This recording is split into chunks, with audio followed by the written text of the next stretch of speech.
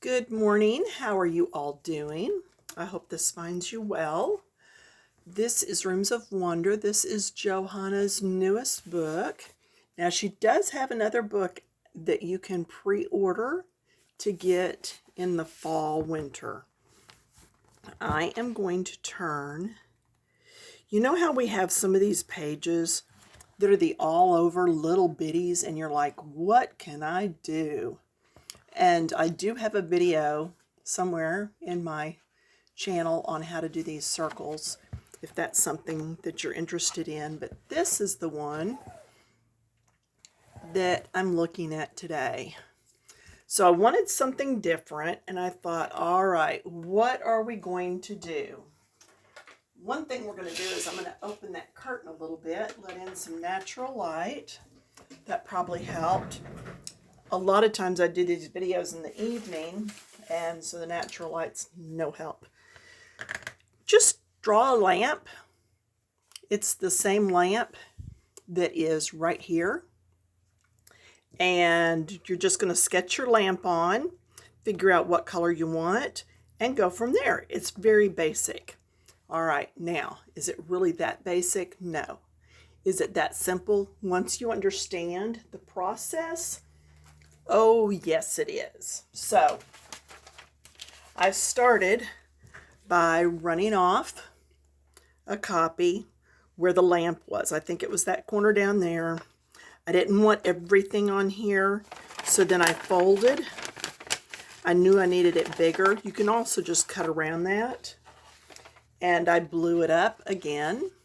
And then I knew I wanted my lamp bigger than that, so I blew it up again. Look at that. And that looks huge, right? But look at how it works out. I think that was just right. Did pencil on the back. Lined it up where I wanted it. Traced it. Then came in with a ruler and a black marker. This is the marker I use. This is Artist Loft. I got it free once because I had $5 in savings. So that is what I used to do my lines. Then remember all of these little areas that are showing through. So the next step is gesso. All right, this is just cheap gesso. I don't remember if I got it at Hobby Lobby, Michael's, or Joann's, but any cheap gesso, don't get clear, get the white. Because what you're going to do is take an old brush and you're going to paint all inside here. Because that's how you're wiping out that background. It took 2 coats. And if you look, you can still see the edge of that book. Not worried about it because I'm not coloring in yellow or white. I'm coloring in a color that will cover that up. Okay, so you're up with me so far? All right, let's keep going. So then next, I figured out what color I wanted my lamp to be. And I pulled pencils from Castle Arts. My lightest shade is number 106, Jade Green. Then my medium is 102, that's Phthalo Turquoise. Then 50, which is Phthalo Green. Now, let's go over how I'm coloring this. I'm taking my lightest shade, so whatever you're doing, lightest shade, all over here. Then the next shade, start going around again and overlap it just a bit, just like all other coloring that we've done. And then the last shade is around the edge, blend some, come back with your lightest shade and blend the whole thing all over. So let's look at this section. I'm going to take my lightest shade,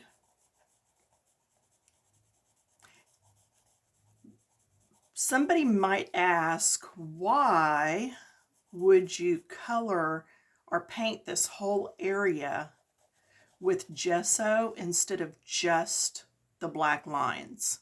You know, why would I color all of this instead of just the pieces that I'm trying to cover?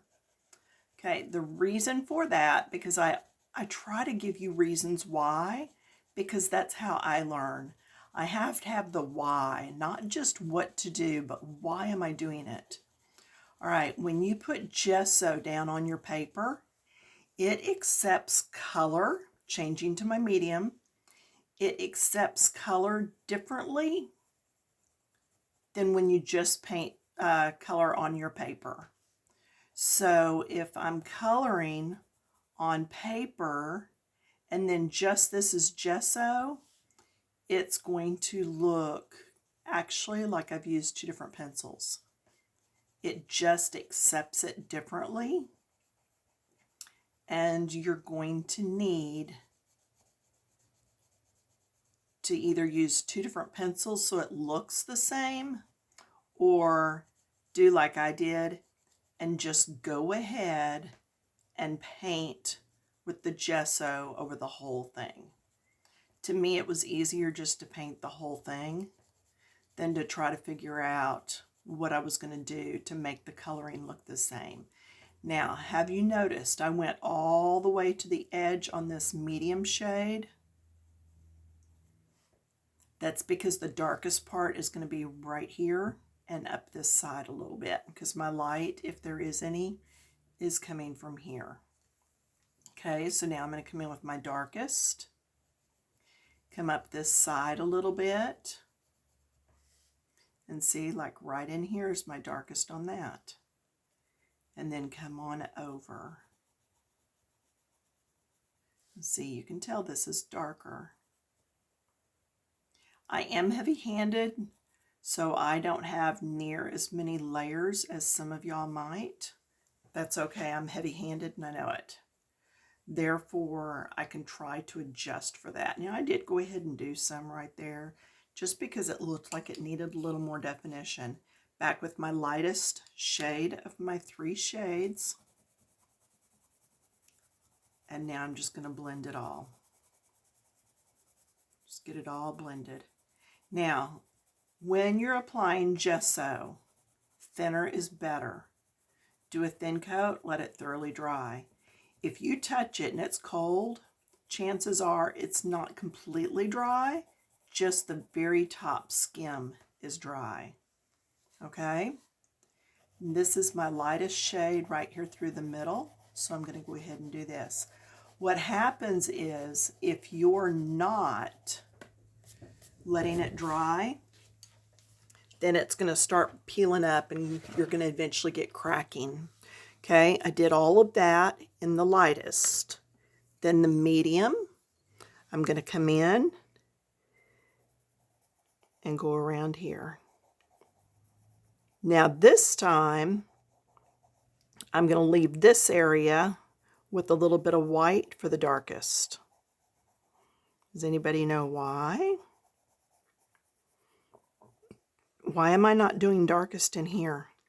There could easily be some light here that's reflecting and making this just medium instead of dark. But on this back side, it would be darker. Okay, so we have the medium coming around, and then we're going to come in with the dark. This is the darkest shade right here on the back of this. Let's look. Where else would be darkest? This side would be a little bit lighter. This side would be darkest. So I'm going to come right down through here and put this dark in. Dark would be here, here, and then, oops, my shadow, sorry. Dark would come across here, and maybe right through here, there, and there, and right there at the base. Then we're going to come in, we've got the darks. This is my medium, so I'm going to come in with my medium now, and I'm going to do up here, and I'm going to do a row of medium between my lightest and my darkest, row of medium up through here.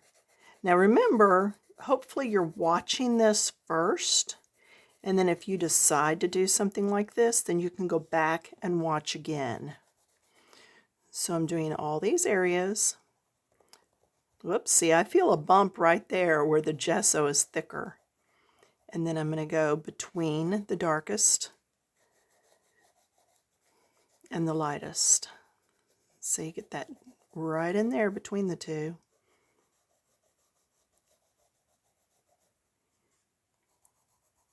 Now, what else can you do on this page? You could do a big envelope.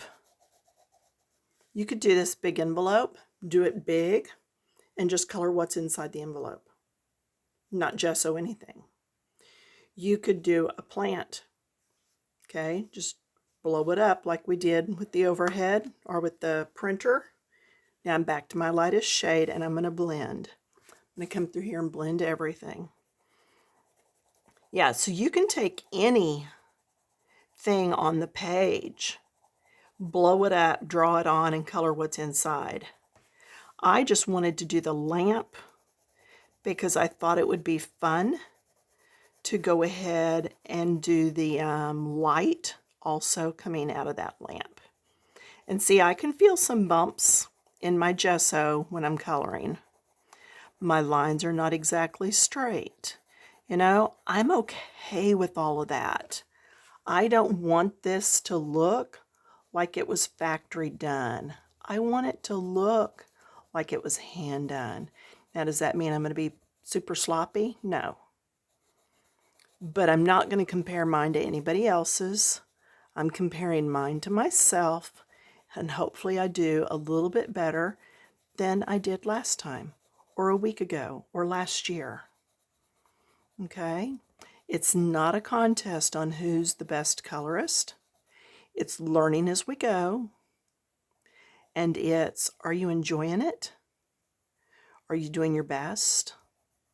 Things like that. Okay, so there's that. Now, we have worked on light sources before. We're going to work on this one.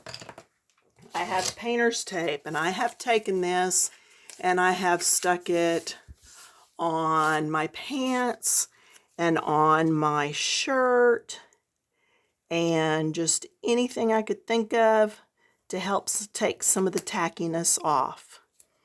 Then I lined it up.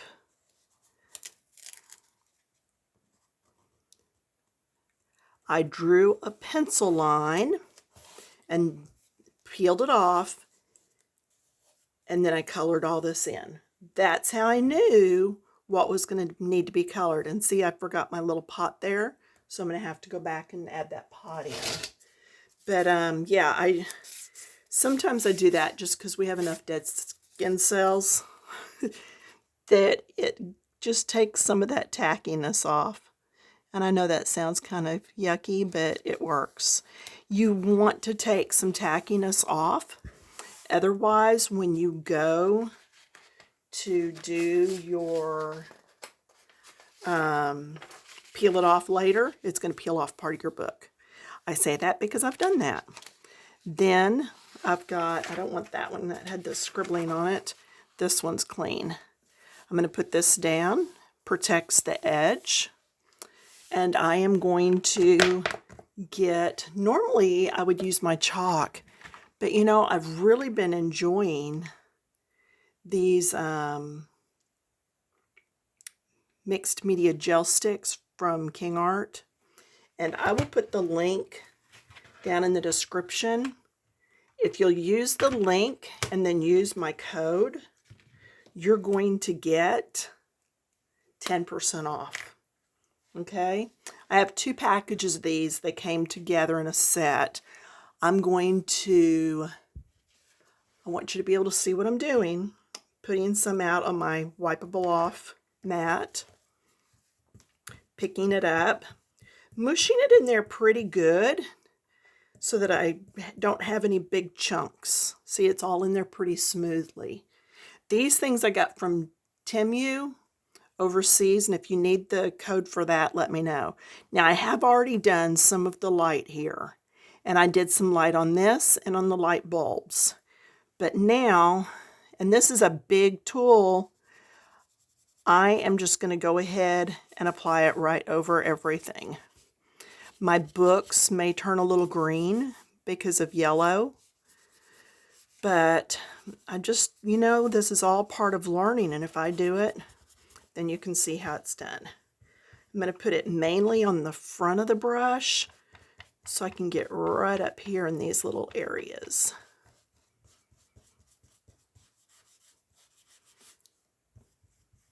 Picking up more, coming along here. Whoops, that was a big chunk. You see that chunk? So I'm going to go back over here and just mush it up some. The more you mush into these, the softer they get, and they're not as apt to just stick on you. Okay? Now, because this is a different color than this, look how it's showing up. And I want that. I want that to show up like that. So I will not go completely to where that disappears. I want that light to show up as being a light area. Just continuing to pick up and go around some of these elements. And when I need more, just put it down. This, to me, I do like gelatos also, okay, but I have gotten, since I bought these, or no, sorry, I did not buy these, they sent them to me. Since I've gotten these, I have not gone back and played with my pastel chalks. You know, I just haven't. These are so much less messy, and I've enjoyed getting a palette knife and blending colors and all that. Okay, now, just a little bit more, just a bit, because I see some right through here, because I'm right on top of it, I can see it. Okay, now, I do have it to where it is fading a little bit as we get to the edges. Okay, in other words, the strongest area is right here, and then it gets lighter as it goes down. Pull the tape, pull it back on itself. It releases so much easier. If you will also do that anytime you're painting a wall and you use painter's tape, pull it back on itself for a quick release. And then it won't pull that chunk of paint off the wall with it. Now, what do you think? I like it. I think that looks so much better than me trying to sit down and color all these little bitty pieces. Then I'm going to take this, I'm going to rub it just to get any extras off. Now, do you see that bit of black color right there? That's what picked up from the colored pencil, because I did just go right over the top. Okay, but if you'll clean, then I'm good to go next time. Okay, so there's that. Easy peasy. I thought so. All right, I hope you'll be back next time. I'm going to be doing a flip through on a book, and it's a book on birds, and it is becoming one of my favorite artists. She is new. She is planning on putting out a bunch of books all at once. I do need to clean that up over the next few weeks. So, or the next few months. Yeah, I'm just going to use paper that was laying here. So, and as far as how much to blow up whatever you're using, I started with whatever popped up on my printer first, and then went larger accordingly. So, and I don't know what your printer is, so I really don't know what to tell you that. But start at like 300. you know, 250 and just see. All right, and do a black and white. Don't do color because you don't need it in color. You want to use your black cartridge, not your color cartridges. Okie dokie, that's it. Leave me comments. Tell me what you think. A thumbs up. And again, I will put the link for the King Art sticks in the description. And if you want a link to Temu, then just put that in the comments. And when I give you a link, it's going to be good for probably a few hours. So if you ask for that, check back right away to see what that link is and use it right away. Okay? All right, that's all I've got for you. We'll talk to you in a few days. Bye.